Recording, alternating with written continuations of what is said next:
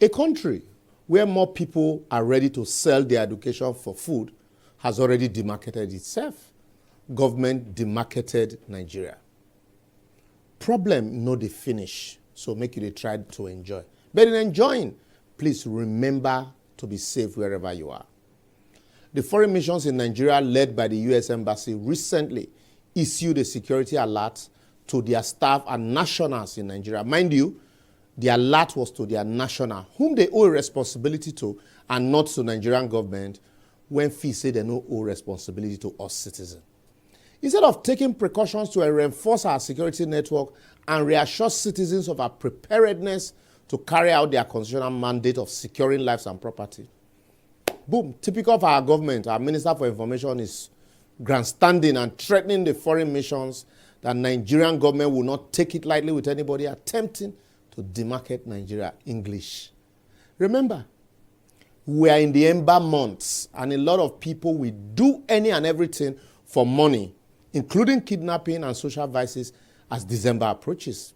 Also, remember, we're approaching a general election and a lot of insecurity generally happens as this period of our history, apart from our general insecurity in the land. So, I need not remind you to take heed.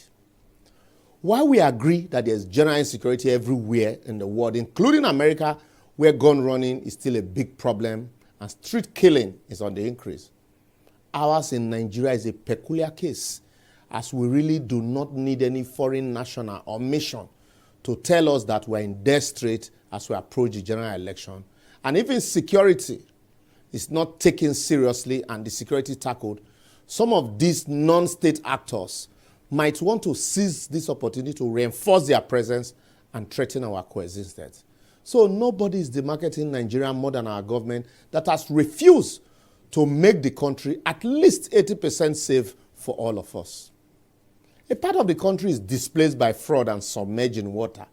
Rather than visit victims and assess the damages, while finding lasting solution to the now perennial problem, what did our president do? He hopped on the next available plane to Korea for a summit on biosummits. Our president will rather visit flood victims in America, if given the opportunity, than visit those displaced by the same flood in Cotton Cafe, close to him in Abuja. He would rather attend a summit in Australia than visit a state ravaged by bandits in Nigeria. Who then is demarketing Nigeria? If you ask me, who I go ask? The central bank governor issues a directive on the redesigning of the Nigerian currency to enable them mop up huge cash liquidity outside of the banking system. The Ministry of Finance, an integral part of the government economic team, is not in the know of such arrangement, even as the president, who is not an economist, claimed that the idea was beautiful when they presented it to him, so he immediately gave his nod, without requesting a wider consultation with other stakeholders on timing and other auxiliary consideration. Even with the immediate consequences staring us in the face with a multiple jump of the naira in the forex market, rather than retreat, reassess, and reevaluate, we are still stubbornly pushing ahead with the idea because, as usual, contracts have definitely been approved and awarded. Tell me, which policy has Emefiele, the central bank governor, ever introduced that strengthened the naira? And instead, they're sitting as governor. I even wanted to be president at the time. Yet, Alhaji Lai Mohammed is pointing accusing fingers or looking for who is demarketing Nigeria. I laugh.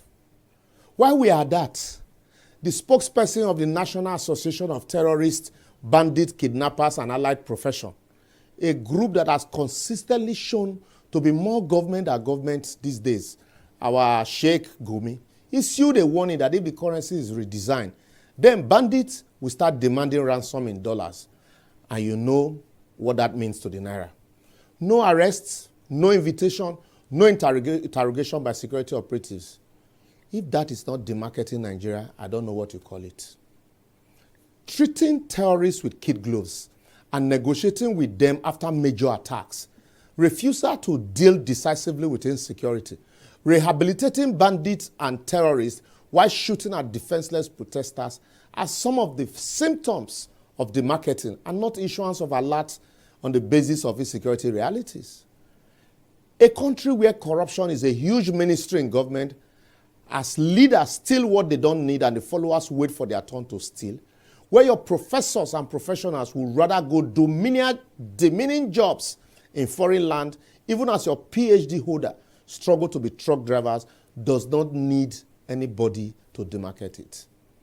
A country where university students spend more time at home than in their classes due to industrial actions and payment of workers' salaries celebrated as achievement, even as pensioners are dying in droves waiting for their entitlement and government officials take pleasure in double speaking, is already demarcated, and stating the obvious is not demarcating. I will therefore advocate that until we unbundle Nigeria and govern it as smaller, stronger federated unit contributing to a center for the benefit of the weaker ones, we'll continue to look for who to blame for our ineptitude and inefficiency until the system eventually collapses on all of us. Well, not everyone agrees with me, but feel free to air your thoughts on the matter and other previous ones by following us on all our social media platforms shown on your screen. A problem you close your eyes to does not stop being a problem simply because you ignored it. See you next week.